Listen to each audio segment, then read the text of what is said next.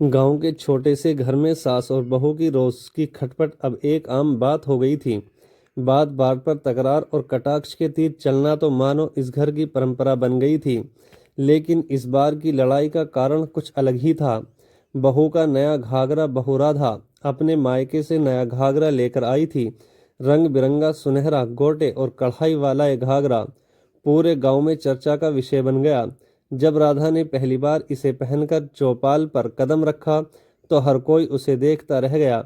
लेकिन जैसे ही सास कमला देवी की नज़र उस घाघरे पर पड़ी, उनके चेहरे का रंग बदल गया।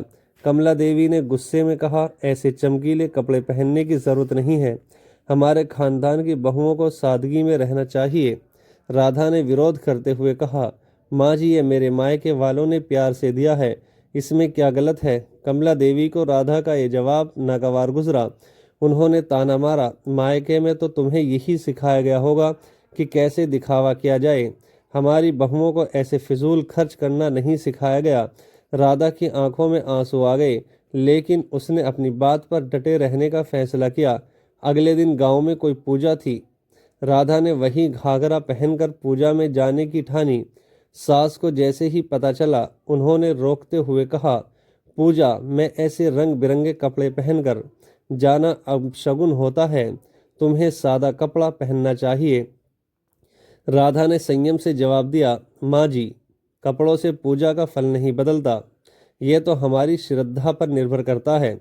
सास बहू की इस बहस को परिवार के बाकी सदस्यों ने सुन लिया। देवर और ननद दोनों ने अपनी अपनी राय दी।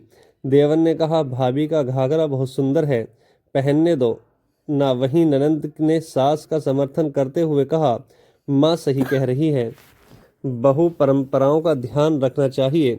कमला देवी ने गुस्से में पंचायत बुला ली।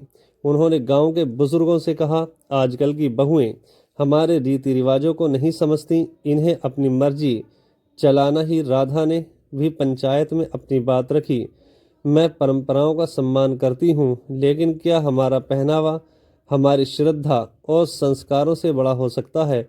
गांव के सरपंच ने कहा, कमला देवी, समय बदल रहा है, हमें नई पीढ़ी को अपनी पसंद नापसंद का अधिकार देना चाहिए। राधा ने जो कहा वह गलत नहीं है। हमारी संस्कृति में किसी पर अपनी मर्जी थोपना नहीं सिखाया गया।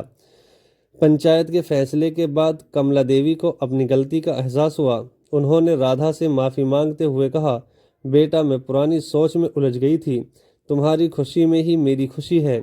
राधा ने भी अपनी सास को गले लगाते हुए कहा, माँ जी, मैं अभी आपकी भावना को सम्मान करूँगी। मैं घाघरा तभी पहनूंगी जब आपका कोई आपत्ति न हो।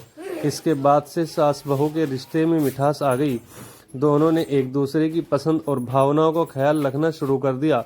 गांव में भी उनकी इस समझदारी की मिसाल दी जाने लगी।